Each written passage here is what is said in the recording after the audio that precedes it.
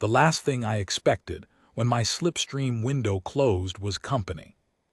You have to understand what a slipstream dropout feels like to appreciate what I mean by that. You step into the transit pad on Relay Station Corvith, a gray box the size of a shipping container, smelling of machine oil and stale recycled air, and the next thing your nervous system registers, you are somewhere else. No in-between, no sensation of travel. The lights of Corvith blink out, and what blinks on is wherever they sent you. Your body doesn't love it. Your inner ear files a formal complaint. Your stomach submits supporting documentation. But you are there, instantly, and that's the only part that officially matters. What is not supposed to happen is that you arrive at your destination, and the pad behind you fails to hold its alignment window, and the transit authority back on Corvith announces, via a calm, automated voice, that the next available re-entry window to your position is 19 days away. My name is Dex Hauer. I'm a mineral assayer Class IV, licensed by the Outer Survey Consortium to conduct independent geological evaluation of contested resource sites. I have been doing this job for 22 years. In that time, I have been stranded by equipment failures, window collapses, and one memorable occasion where an entirely separate species had set up camp on the site I was contracted to survey, and nobody had thought to mention this to me before I stepped onto the pad. I have been stranded in deep cold and stranded in the kind of heat that makes a human's biological documentation look optimistic. I have been stranded on a platform where the entire food supply had been eaten by a type of mold with the ambition of a small army, and I had lived for 11 days on compressed field rations and reclaimed water, and the knowledge that there are worse problems in the universe than a dry food block. I am not a man who is easily alarmed. What I am is methodical. I carry a field kit. I carry paper. I carry 3 grades of graphite pencils, a 2H for ambient readings where you want precision, an HB for the main log, a 2B for margin analysis where you're working fast and the numbers are going to get rewritten anyway. I carry 2 hand-operated core drills, a manual spectrometer the size of a thermos that I have owned for 16 years and maintain with the attention some people give to vehicles they love, a portable chemical analysis tray with 12 reagent compartments, a set of test strips that cover the standard mineral families, and enough compressed food blocks to last 25 days even if I'm being generous with myself. When the transit authority told me 19 days, I said understood, asked them to log the delay with my contractor, and turned around to take stock of where I was standing. I was standing in the observation bay of Vethara Deep Survey Platform. I knew the name because it was printed on the wall in 3 scripts, one of which was Galactic Standard, which I can read passably. I did not know, when I stepped onto that pad, that Vethara was a Chovari installation. The survey contract had described the site as a contested evaluation zone in the outer Arith mineral belt, with co-licensing rights pending arbitration. The consortium lawyers had not mentioned, in any of the 11 pages of contract language I had signed, that the other party in the arbitration was the Chovari Survey Directorate, and that their platform was already physically on site and had been for 8 months. The Chovari were aware of this omission. I got the sense later that they had found it funny. They found a lot of things funny, as it turned out. Most of them were me. The first Chovari I met was a platform technician named S. Savath, who entered the observation bay approximately 40 seconds after my arrival and stopped so abruptly in the doorway that I heard his feet squeak on the flooring. The Chovari are tall. This one was a head and a half taller than me, with smooth gray-blue skin, no visible ears, eyes the color of polished brass that sit wide on a narrow, angular face, and a uniform that looked like someone had designed it by asking, what if a dress uniform also wanted to be furniture? Lots of structured panels. A great deal of attention to the drape of fabric over the shoulder ridge, which protrudes on all Chovari in a way that makes them look perpetually as if they are bracing for something. They are deeply hierarchical, and the uniform communicates rank in at least a dozen ways I didn't fully decode for several days, though the general gradient from junior to senior is legible enough from context. Saveth looked at me the way you look at something that has appeared in your living room, and you are not certain yet whether to call a professional or wait and see if it goes away on its own. I said in Galactic Standard, "My transit window collapsed. I have a 19-day hold pending re-entry. I'll need a space to work and somewhere to sleep." He stared at me. "I can pay platform hospitality rates," I said, "or we can invoice the consortium. Either way." He turned around and left without saying anything. I took off my pack, sat on the edge of a survey console that wasn't running. Most of the bay's equipment was running, actually, a whole bank of screens and readouts tracking the mineral field just beyond the platform's external shell, and I ate half a food block and waited. In my experience, if you sit quietly and don't touch anything, most problems eventually send someone senior to deal with you. Sometimes it takes a while. I have become patient about this. There is no productive alternative to patience when you are stranded somewhere that has no current interest in you. This one sent 3 someones, about 15 minutes later, and the one in the middle was clearly senior because his uniform had more panels, and the other 2 flanked him at a precise and practiced distance, maintaining an angle that I suspected was regulated somewhere in a protocol document. His name was Commander Therek Vel.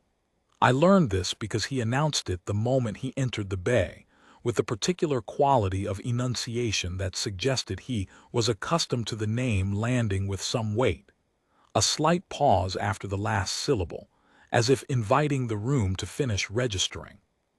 He was taller than Saveth by several centimeters, and he held himself with the careful stillness of someone who has decided that stillness reads as authority, which it does, generally, unless the person you're being still at isn't paying particularly close attention to you. I was paying attention. I just wasn't in a state to be impressed by stillness when my inner ear was still filing paperwork about the transit. I stood up. I am 5 feet 10 inches, which is a reasonable height for a human, but lands somewhere between unremarkable and surprisingly small among Chovari, who are built on a vertical scale that treats 6 feet as a starting point. I have been working in contested mineral zones for long enough that I've had this conversation in various forms. The arrival, the explanation, the negotiation. So I led with the cleanest version of it. Transit ID, contractor registration, outer survey consortium licensing number, the nature of my survey contract, and the transit authority's confirmation of my forced hold. I handed him the physical copies because the digital transmission had gone through Corvith's log already, and that was the more important record. But in my experience, paper tends to make bureaucratic encounters move faster. People of almost every species understand paper. It communicates effort. Therek Vel took my papers with 2 fingers, as if he was handling something left behind by a moderate-sized pest, and read them. Then he looked at me. Then he looked at my pack. Then slowly he looked back at me, and he said something in Chovari that his translator rendered as, "This is the extent of your equipment." It wasn't a question. It was the sound of a man watching someone arrive at a formal dinner in work boots and processing whether this is a problem or an entertainment. I said, "That's my field kit, yes. It's a 25-day load. I'm only here for 19. He said something else. The translator took a beat longer this time. The unit was a standard 2-way diplomatic model, the kind that does well with formal speech and struggles with tone, and rendered it as, "The consortium sent a single biological unit with manual instrumentation to evaluate a Class VI mineral field." "Class V," I said. "The Arith belt is Class V on the consortium grading scale. Your directorate rates it differently, I understand." There was a pause. Therek Vel looked at the 2 officers flanking him. One of them made a small adjustment to their expression that I had not yet learned to read, but would come to recognize over the following days as the Chovari equivalent of suppressing a smile. Not the warm kind. The kind you suppress because the situation is officially not a comic one, even though it clearly is. You will be allocated a rest module, Catalogued said, through the translator. You will not access platform survey systems. You will not interfere with directorate operations. You will confine another translator pause, the unit working through something, manual evaluation activities to the secondary observation corridor on level 3. That works, I said. Is there a commissary, or should I stick to my own rations? He looked at me for a moment as if recalibrating something, not his assessment of me, but his sense of how to categorize this conversation. Platform commissary hours are posted at each module entrance, he said, and left. I picked up my pack and went to find my module.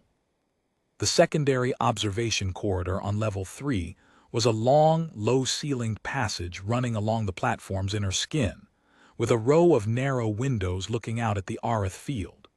The windows were actual windows, which surprised me.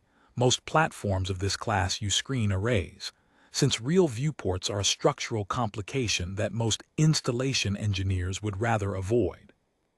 But the Chovari apparently had strong aesthetic feelings about direct viewing, or strong enough that they'd built the viewports in at considerable engineering cost. Perhaps it was a philosophical position. Perhaps they simply liked to look. Either way, the field was visible through them. A dense, churning reef of mineral formations stretching across the near distance, reddish-brown and silver, lit by the glow of Arith's distant primary. It was, honestly, beautiful in the way that resource zones often are when you look at them before you start taking things apart. I set up my workstation at the end of the corridor nearest the largest viewport.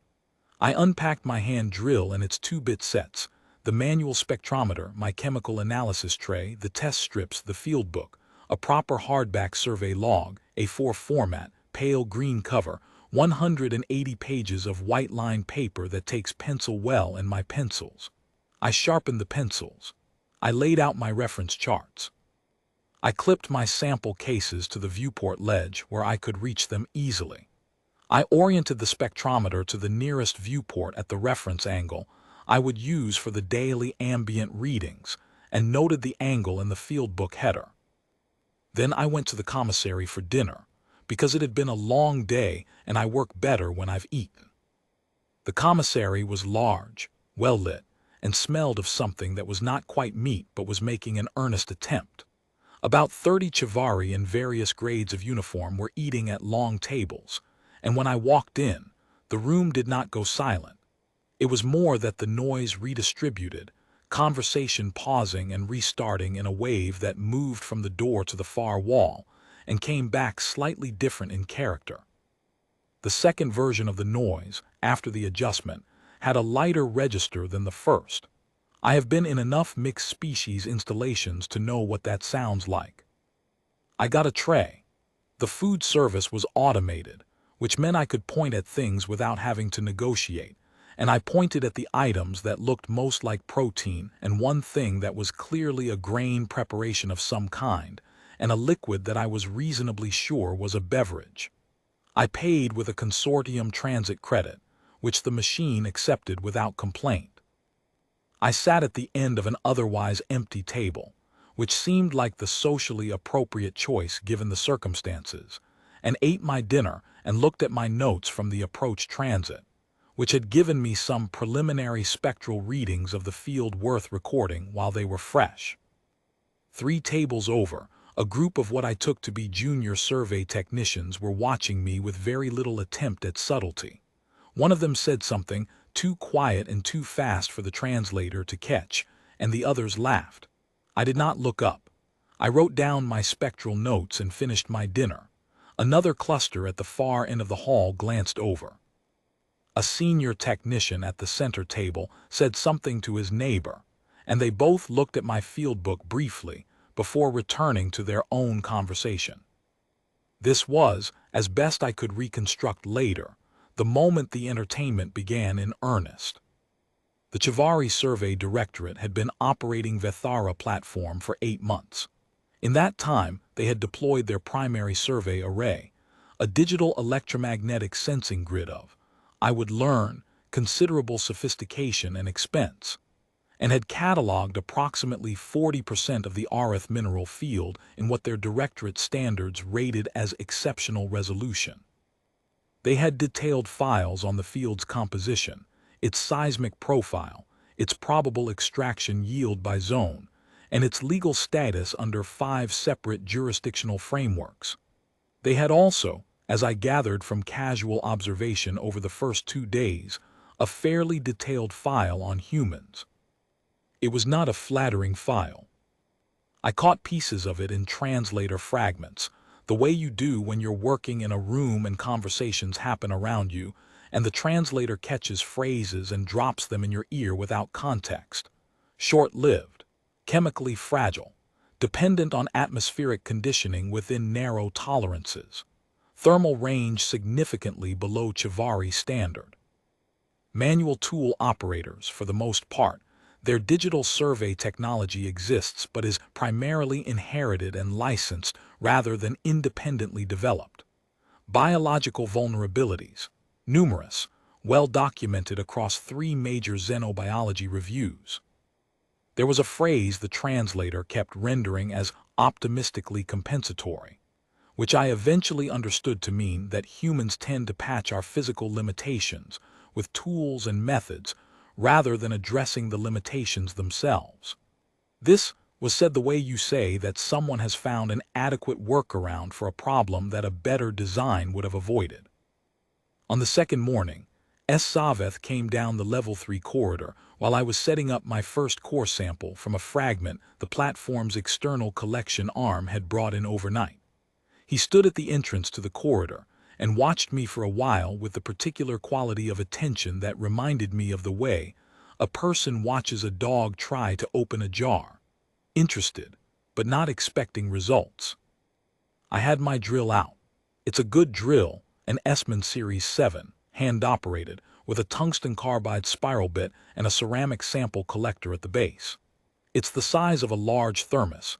It weighs about 2 kilograms, and it has been doing exactly what I need it to do for 16 years because I maintain it properly, and I know how to use it. The tungsten carbide bit will eat through most silicate composites in 40 to 90 seconds depending on density. The ceramic collector doesn't react with the sample material. The output is clean and the calibration is stable. I have trusted this drill in 11 contested survey zones on 4 different stations, and it has not once given me a reason not to. I set the bit against the sample fragment, a fist-sized piece of composite silicate with visible metallite veining, promising, and began drilling. The drill made its noise. The Essman is not quiet.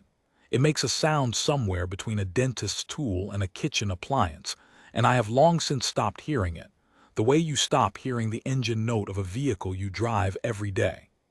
I drilled the sample in about a minute, collected the core, seated the core in the spectrometer's receiving chamber, and waited the 40 seconds the manual spectrometer needs to render its analysis. Saveth had come closer during this. He was standing about 3 meters away, looking at the spectrometer with an expression the translator could not help me with but which I read, from posture alone, as something between bafflement and amusement. Specifically, the kind of amusement that is trying to decide whether to identify itself openly. The spectrometer chirped. I read the output and wrote it in the field book. You wrote it down, Saveth said. The translator had caught this one clearly. Yes, I said. On paper. Yes. A pause. The Vethara array processes full spectral analysis in 0.3 seconds and outputs directly to the survey database. I know, I said. That's good technology. Your instrument, another translator pause, the unit apparently working out how to handle the implied contrast, is 40 seconds. 38 to 42, I said, depends on the sample density. Dense composites run a little long. He stood there for another moment, as if waiting for me to explain that I was using the slow method ironically, or that the drill was a training exercise, or that the real equipment was somewhere else, and I had simply not mentioned it. "And then you write it," he said again, as if confirming that the absurdity of the situation had not shifted since the last time he checked. "And then I write it," I confirmed, and went to set up the next sample. I heard him leave. I heard him say something to someone in the corridor behind me, back toward the main platform, the words fading into Chovari too fast for the translator to catch at that distance. I didn't catch the words. I heard the laughter, though. It was not the sound of people trying to be discreet. It was the sound of people who have found their on-site joke for the season and are sharing it with colleagues who have not yet had the pleasure. By the third day, I had visitors. Not official ones, nobody announced themselves, nobody knocked. But I became aware, in the way you become aware of things in a space you're occupying alone, that the Level 3 corridor had developed occasional traffic. Chovari technicians who had no obvious business on Level 3 found reasons to pass through. They would look at whatever I was doing, drilling, logging, mixing a reagent bath in the chemical tray, pressing a test strip against a sample and waiting for the color shift, sharpening a pencil, and then continue past.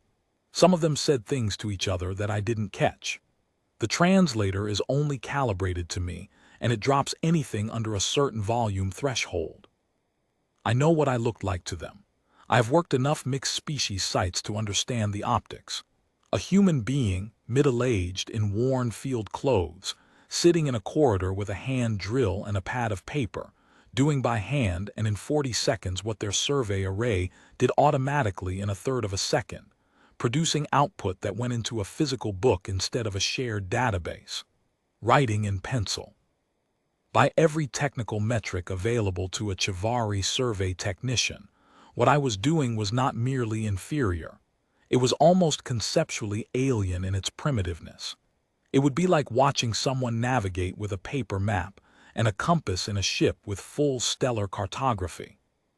Which, for the record, I can also do, but that's beside the point.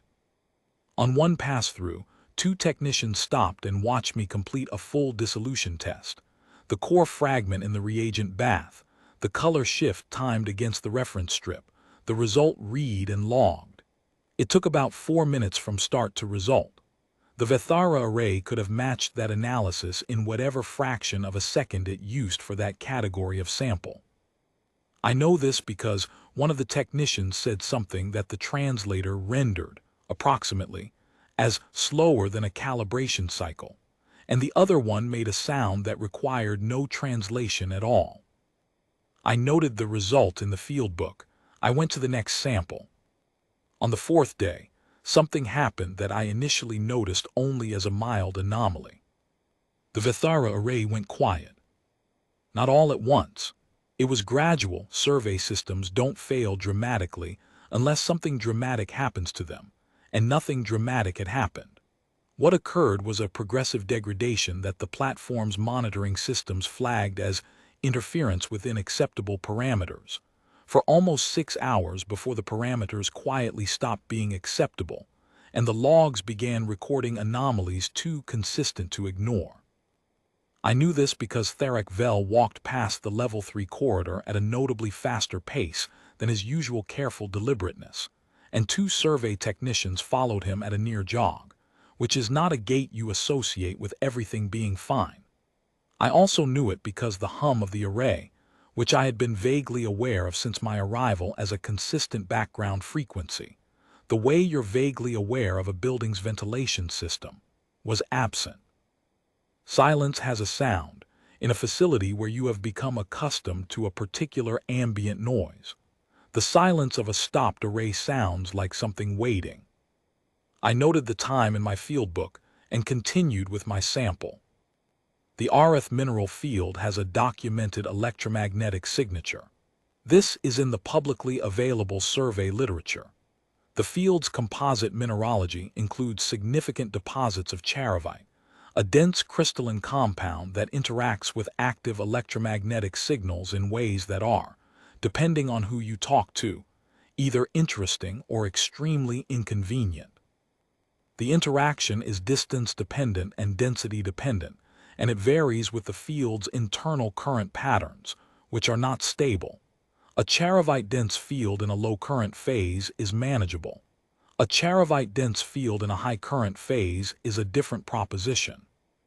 The preliminary spectral work I had been doing for 4 days had been tracking the field's surface composition, and my notes contained, among other things, a series of observations about the field's electromagnetic ambient readings that I had been recording with my manual spectrometer, because manual spectrometers measure passively, and they do not care about interference. They don't emit a signal that can be bounced back wrong. They read what's there, and they tell you what they found. The Vithara array did not measure passively. This is not a criticism. Active sensing arrays produce far richer data than passive instruments under normal conditions, faster, deeper, more comprehensive, with resolution that a handheld spectrometer cannot approximate. The trade-off is that active arrays emit the signals they depend on, and those signals, in an environment that is actively interfering with electromagnetic transmission, become the problem rather than the solution. You are, essentially, shouting into a room that echoes badly and then trying to hear what's being said. At sufficient field density and current intensity, the echo swamps the signal entirely. You are not getting data about the field. You are getting data about your own signal bouncing back corrupted. I had suspected this was coming since the second day. My spectrometer data had been showing an incremental increase in the field's ambient charovite activity, slow but consistent, building at a rate that was visible in the numbers if you looked at them across days rather than in isolation. And I had been noting it in the field book because it seemed relevant to the survey. The current pattern in the outer quadrant was concentrating the charovite density inward, toward the platform. I had a column in my margin notes tracking the ambient reading by day, and the column was trending in one direction. I had not mentioned it to anyone because nobody had asked. The array degradation took most of the day. By mid-afternoon, Theric Vel had convened what sounded, from the Level 3 corridor, like a substantial technical meeting in the Survey Operations Center one level above. I could hear the cadence of it through the corridor ceiling, not the words, but the particular stressed rhythm of professional people working a problem they had not anticipated and do not fully understand yet. There is a specific quality to the silence between contributions in a meeting like that, when everyone is aware that the situation is worse than the last person said, and everyone is waiting for the next contribution, because possibly the next person has a solution. And if not, then at least you are still moving through the problem toward the end of it. I finished my samples for the day, cleaned my equipment, sharpened my pencils. I go through a pencil about every 4 days if I'm working consistently, less if I'm doing ambient readings with the 2H because it holds its edge better, and went to the commissary for dinner. Saveth was there. He was eating alone at a corner table with the focused attention of someone who is not actually tasting their food because their mind is somewhere else entirely. He looked up when I walked in and something shifted in his expression that I couldn't quite place. Not the amusement from the corridor. Something a little more complicated than that. The amusement had company now. I got my tray and sat at my usual end table and wrote up the day's preliminary analysis in the margins of my notes while I ate. On the 5th day, the array was down entirely. Not catastrophically, the platform's other systems were functioning normally, life support was fine, communications were fine, the platform's positional systems were fine. Only the survey array was affected. I knew this because the bank of screens in the observation bay, which I walked through on my way from my rest module to the Level 3 corridor each morning, was running diagnostics on a loop rather than displaying field data. 12 screens of scrolling amber text, and a central status indicator that had switched from the Chovari equivalent of green to a color I did not have a translation for, but which clearly meant something was not correct, and had not been correct for long enough that whoever was responsible for it had stopped hopping it would resolve on its own. I went to my corridor, I drilled my samples, I wrote up my numbers. The corridor was quiet. Nobody passed through that morning. I noted the ambient reading from the viewport reference angle, wrote it in the column, and looked at the column. Day 5 was the highest reading yet. The charovite concentration was at its peak or near it. The current would eventually shift. These things always shifted. But I had no confident estimate on when, and the array's engineers almost certainly had less data to work from than I did, because they had been relying on the array for their field readings, and the array had been progressively losing resolution for days before it went entirely dark. At approximately mid-morning, Saveth appeared in the doorway of the corridor again. This time, he did not stay at the entrance. He walked the full length of the corridor and stood beside the viewport and looked out at the field for a moment before he spoke, which suggested that whatever he had come to say had been considered in advance, and he was still deciding how to say it. "The survey array is non-operational," he said. "I noticed," I said. "The field's electromagnetic interference has corrupted the array's signal processing. Our technical team is working on recalibration." He paused. "The estimated timeline for restoration is 4 to 7 days. "Okay," I said. Another pause. He was looking at my field book, which was open on the ledge beside the spectrometer. "You have been running samples since you arrived," he said. "Yes." "You have readings from the past 4 days." 5 days, including today's morning samples. Though the day 4 readings are the most complete, I had a good run of surface composites that afternoon, and the ambient reading was the clearest I've had since I arrived. He was quiet for a moment. Outside the viewport, the field moved slowly, the mineral formations rotating through their long, drift-governed arcs, reddish-brown and silver in the primary's light. "What does your data show?" he said. I looked at him. He was looking at the field, not at me, which I took as an attempt at casualness that he had not entirely managed but deserved credit for attempting. "About the charovite density," I said. His expression confirmed this was the right question without him having to say so. "It's been trending upward since I arrived," I said. "The ambient readings have increased by about 12% over 5 days. That's enough to be meaningful if you're running an active array. It's the difference between workable interference and interference that swamps the signal return. The current pattern in the outer quadrant of the field," I turned back to day 3 of the field book, found the relevant entry, "has been driving the density concentration inward, which puts your array in a progressively denser interference environment. It'll level off eventually. The field current doesn't sustain indefinitely, but the peak is probably not yet." Saveth said nothing for a while. I waited. I have become patient about waiting.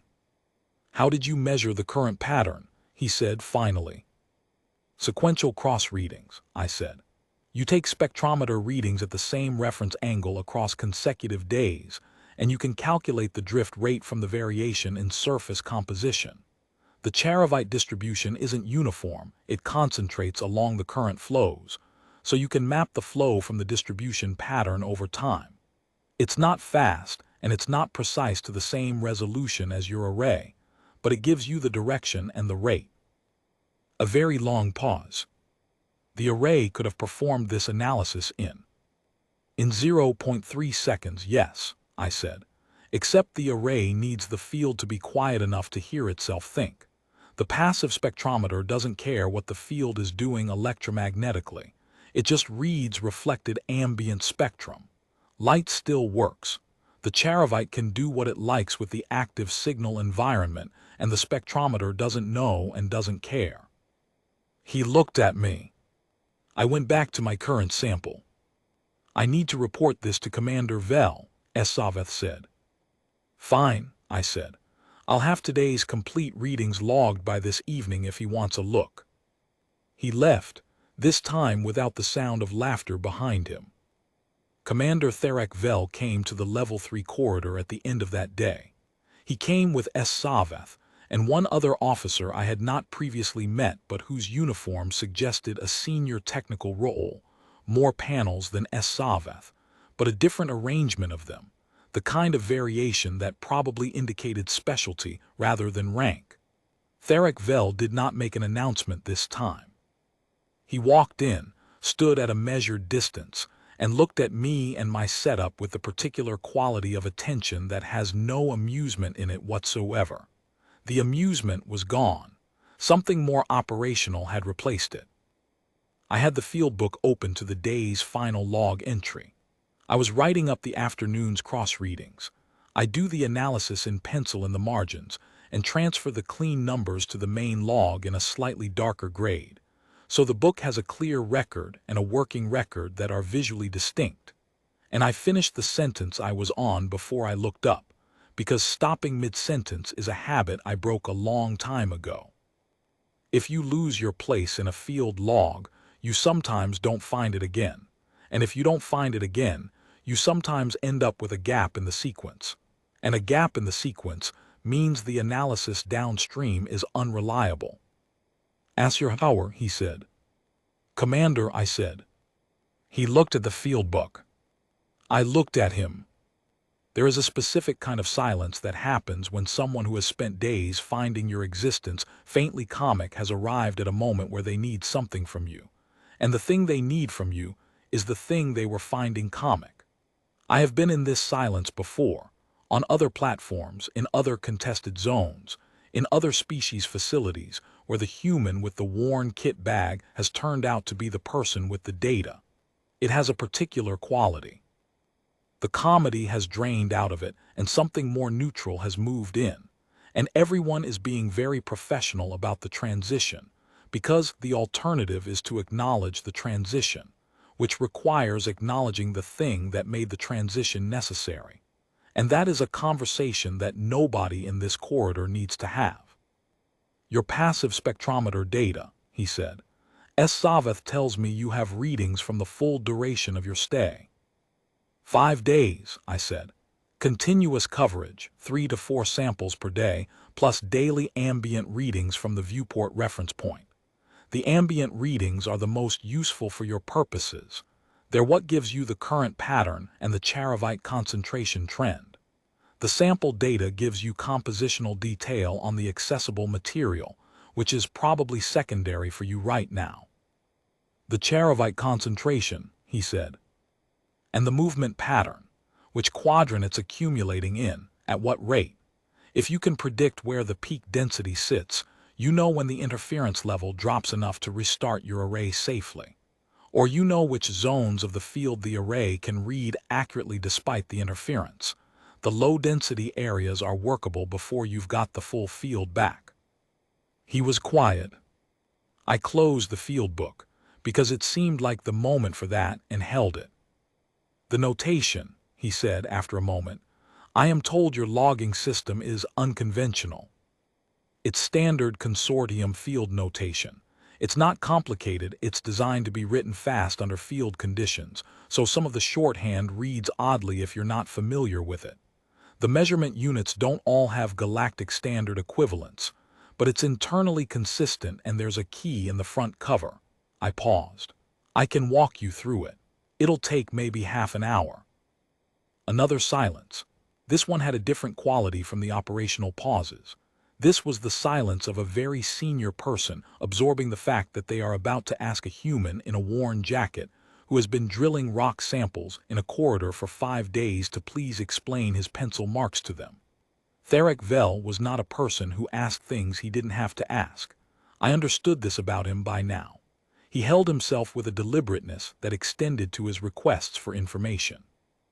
Asking me to explain my notation was, for him, a specific kind of concession, and he was making it cleanly, which I respected. That would be useful, he said. I said, all right.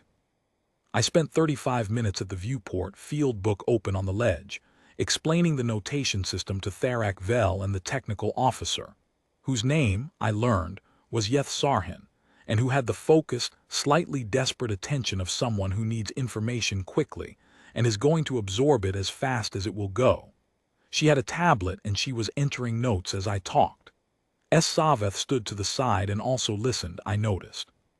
He had come with Vel without being introduced, and he stayed without being invited to leave, which told me something about what he was there for.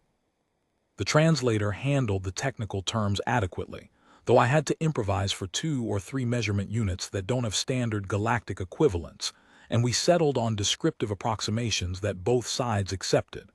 Column 3 ambient became the daily passive field reading at the fixed reference angle. Cross-drift index became the rate of change in surface composition at comparable depth across consecutive days. It was clunky. It got the numbers across. At the end of it, I gave Therek Vel the field book. The full 5 days of readings, plus the day-by-day analysis in the margins, plus the compiled summary I had been working on that evening when they arrived, the summary that pulled the current pattern analysis into a single clear column and showed the Charovite trend against the array degradation timeline. The two things lined up exactly, because they were the same thing, tracked by 2 different methods. He took it with both hands this time, not 2 fingers. This will need to be transferred to the survey database, Yeth Sarhan said, partly to Therek Vel and partly to me. Your notation will need to be transcribed into the standard directorate format. That's fine, I said. I can help with the transcription if you want. I'll go faster if someone familiar with your database format does the entry, and I read alongside to confirm the values came through correctly. Yeth Sarhan looked at me. That would be yes, that would help. Tomorrow morning, I said. I'll want to finish today's ambient readings first, but I should be done by mid-morning. Therek Vel had been looking at the field book.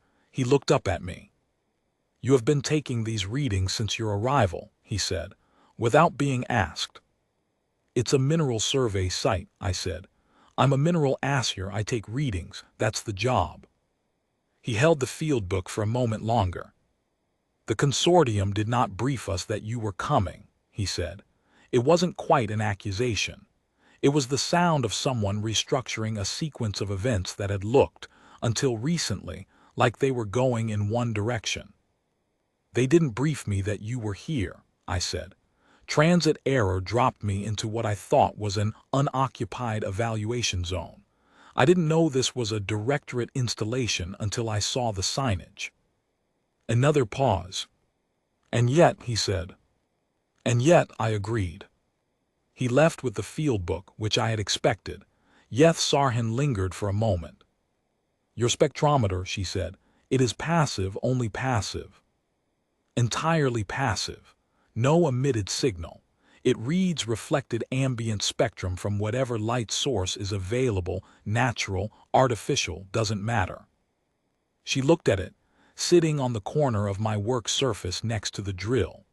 An instrument the size of a thermos, worn at the grip, with a calibration date stamped on the base that predated the Vethara platform's construction by 11 years.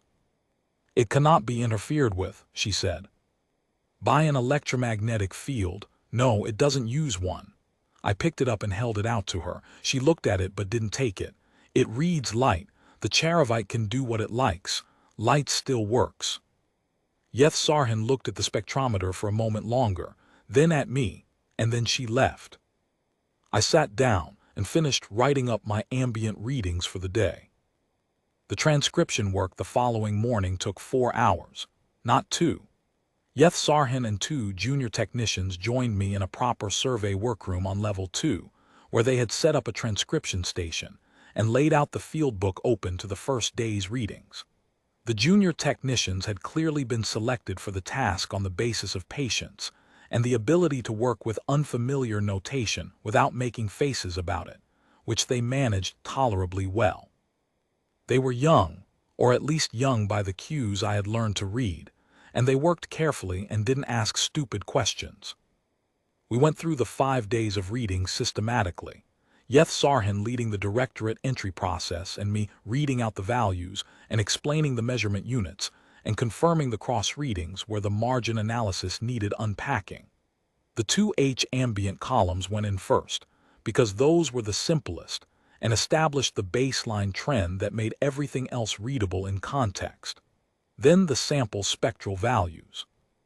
Then the cross-drift index, which took the longest because the approximated terminology made each entry a small negotiation. By the end of the morning, they had 4.5 days of field data in the Directorate survey system that their array had not produced, and for the next estimated 2 to 5 days, could not have produced. The Chovari current analysis filled what I gathered was a significant gap in their field model. The outer quadrant behavior had not been mapped at all, because the array had degraded fastest on that side and lost useful resolution there first. What I had was not equivalent to array-grade data, but it was 5 days of consistent coverage from the period that mattered most, which the array data was not.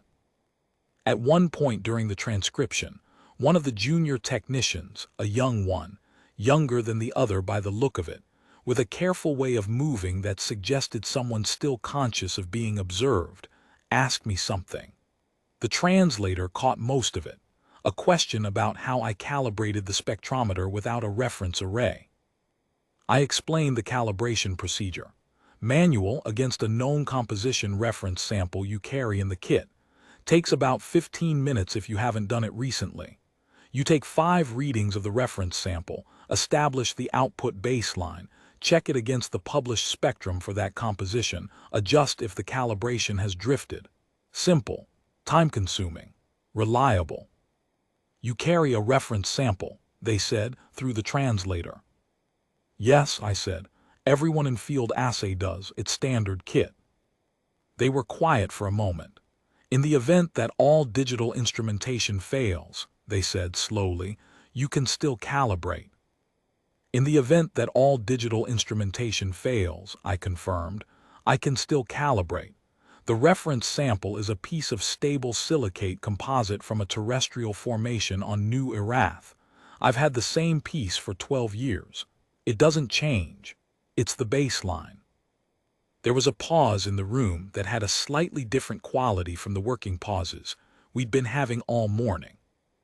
Yeth Sarhan said something in Chovari that the translator did not catch, and we returned to the transcription. On the 7th day, the Vethara array began a partial restart. The low-density zones of the field were accessible, the outer quadrant still wasn't, but the core survey operations could resume at reduced capacity. I knew this because the screens in the observation bay had changed from solid amber text to a split display.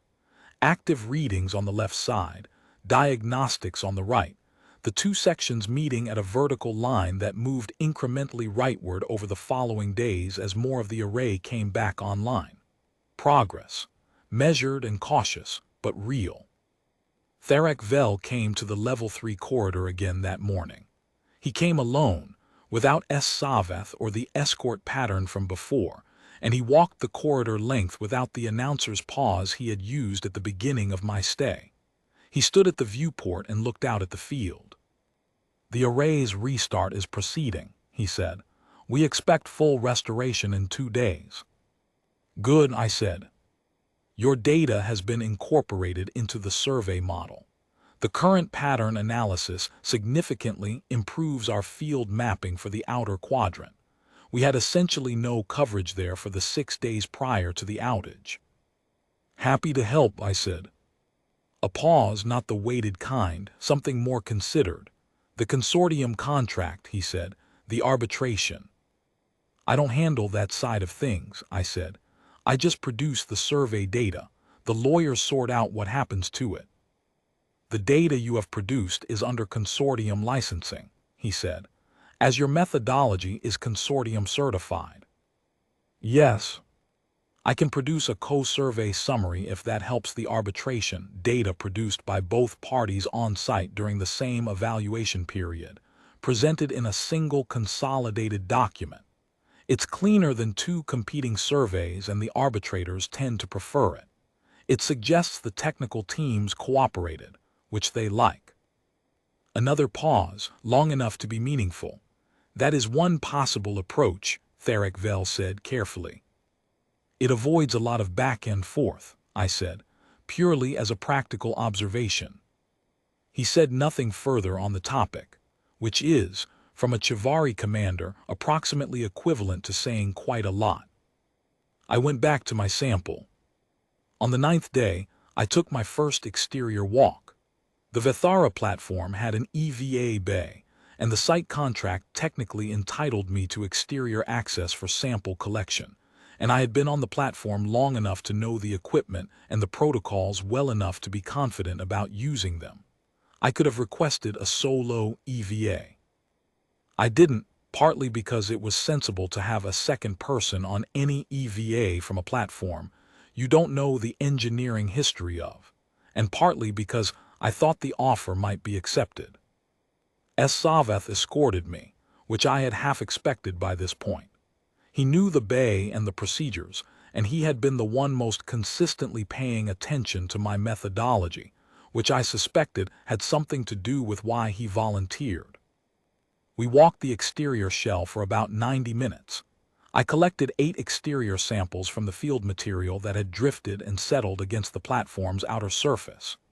Drift accumulation is one of the best sources of cross-section material because the field does the sorting for you, layering by density and composition in ways that take manual collection a fraction of the time it would take to replicate by drilling alone. Assayer pointed out 2 areas where the drift patterns suggested current shifts that had not been visible in my passive readings from inside, which was useful. It helped confirm the current pattern analysis and gave me a better fix on the outer quadrant's behavior during the peak interference period. He was, I had concluded by this point, a competent technician, better than competent possibly. He had a good eye for the field and he asked the right questions about my collection methodology, not why are you doing it that way, but how does the output of this step feed into the next, which is a different kind of question and a better one. On the walk back to the EVA bay, he asked me how long I had been doing field survey work. 22 years, I said. He processed this. You have been doing this longer than the Vithara platform has existed. Longer than most of the platforms in this sector, I said. This region was only opened for commercial survey licensing about 15 years ago. Most of the installations out here are 10 years old or less. He was quiet for a moment. The manual technique, he said, you learned it before digital instrumentation was standard. No, I said. Digital instrumentation was standard when I started. I learned the manual methods as backup certification.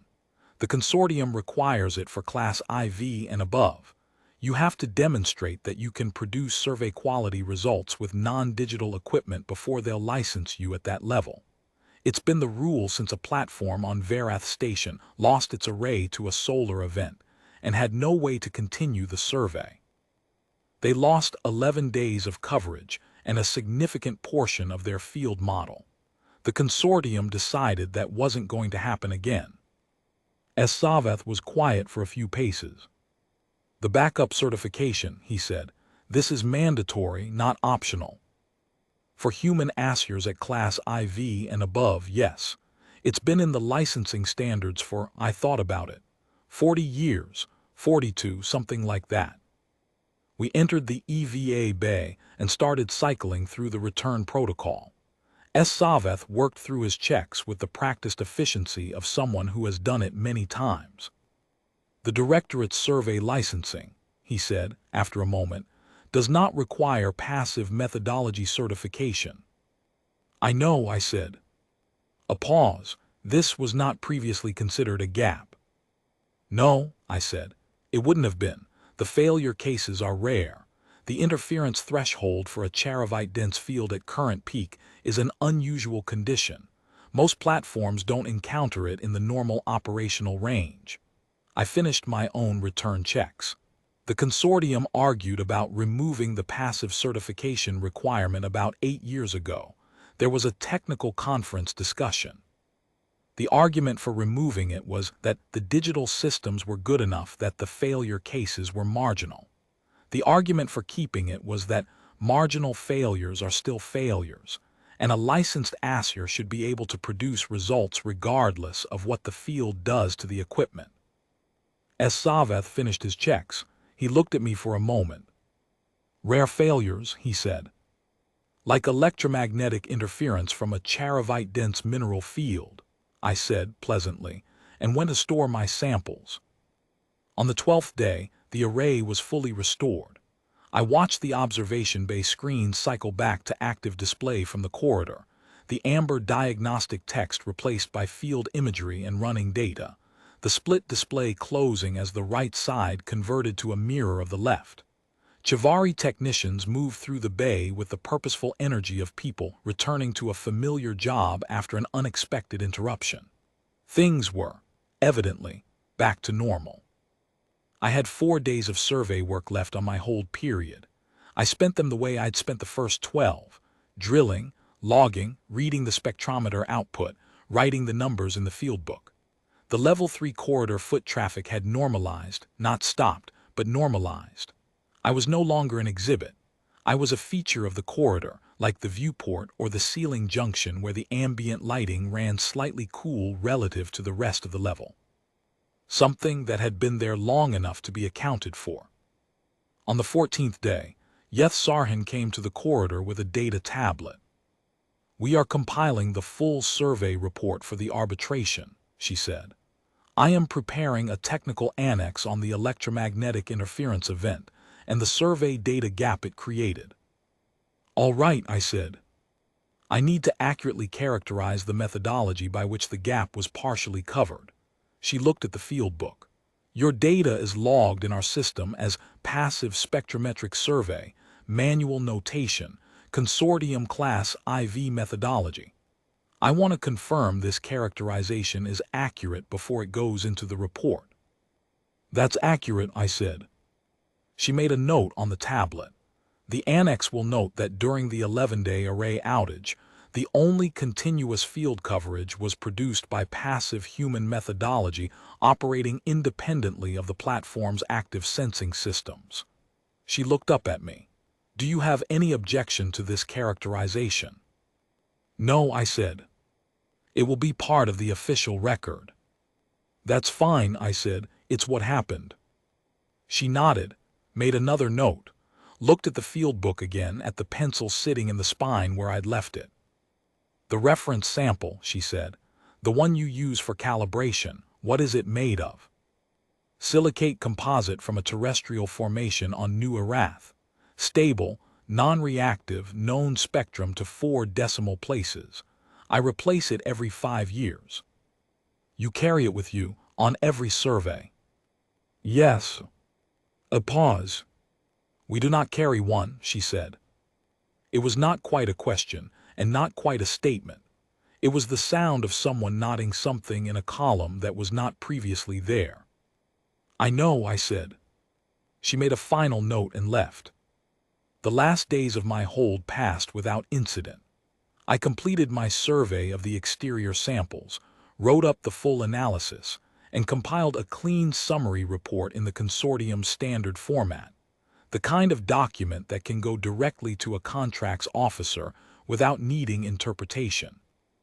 The summary included my passive readings from the full 15 days, the exterior collection results, and a current pattern analysis that I was reasonably confident was the most complete available for the outer quadrant of the Arath field, since the array had only returned to that zone in the final 3 days of my stay.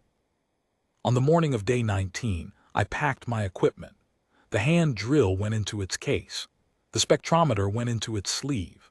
The chemical analysis tray went into its sealed box.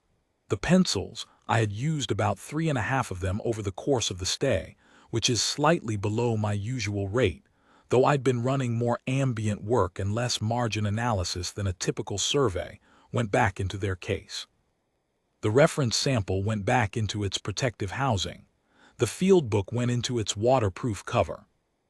It was a full field book by the end, 94 pages out of 180. That's a good rate for 15 days.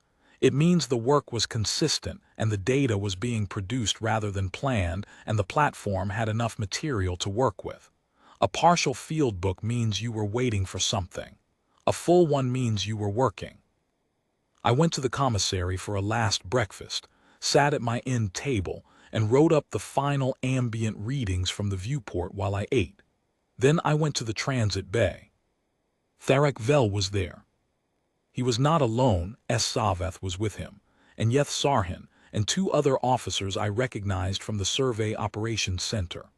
It was a more formal send-off than I had anticipated, which told me something about what the field book data had meant to the platform's report, and by extension to the arbitration, and by extension to the Directorate's position in the contested zone filing. I did not ask about any of that. It wasn't my part of the work. Assayer Hauer, Therek Vel said. Commander, I said. He looked at my pack, then at me. The same assessment he had made on the first day, but with a different set of information behind it. The co-survey summary, he said. Your offer to prepare one. Still open, I said. I can have it to you within a week of my return to Corvith. You'd need to send me the array output from the restoration period so I can align the datasets. The combined document will be stronger than either survey on its own.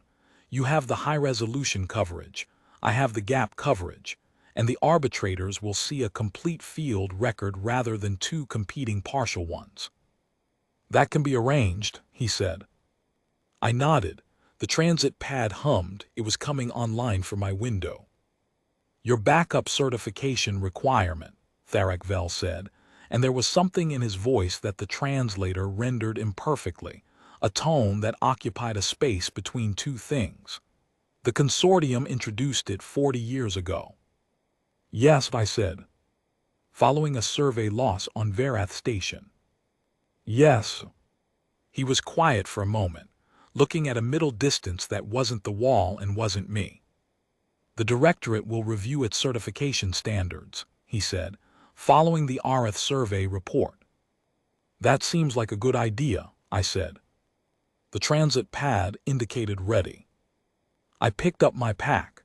Safe operations, I said, which is the standard field site valediction, the one you say when you leave a platform because you mean it rather than because it's polite. Therek Vel said something in Chovari that the translator did not catch, something too quiet or too fast for the unit, or possibly in a register the unit didn't cover. But Saveth, standing just behind him, had his expression arranged in the way I had come to recognize over 15 days. The one that was not quite amusement and not quite respect, and was probably, in the Chovari register, something that occupied the uncomfortable territory between the two, where a person lives when they have revised their assessment of something, and are not entirely comfortable with the revision, but cannot honestly argue with the evidence. I stepped onto the pad. The lights of Vithara blinked out. Corvith blinked on. I stood on the transit platform on Relay Station Corvith and took a breath of its cold, machine oil air, and felt my inner ear file its usual complaint, and waited for my stomach to submit its documentation. Then I found a seat in the transit lounge, took out my field book, and started writing up the summary notes for the consortium file while the observations were fresh. I always do this immediately after transit. The transition sharpens the memory. There is something about the abruptness of the arrival that makes you want to account for where you've been. I use pencil for the draft, pen for the final copy. I have always worked this way. The pencil is soft enough to correct. That's the important part. You can always fix what a pencil has written. The Chovari, I thought, would figure that out. Eventually,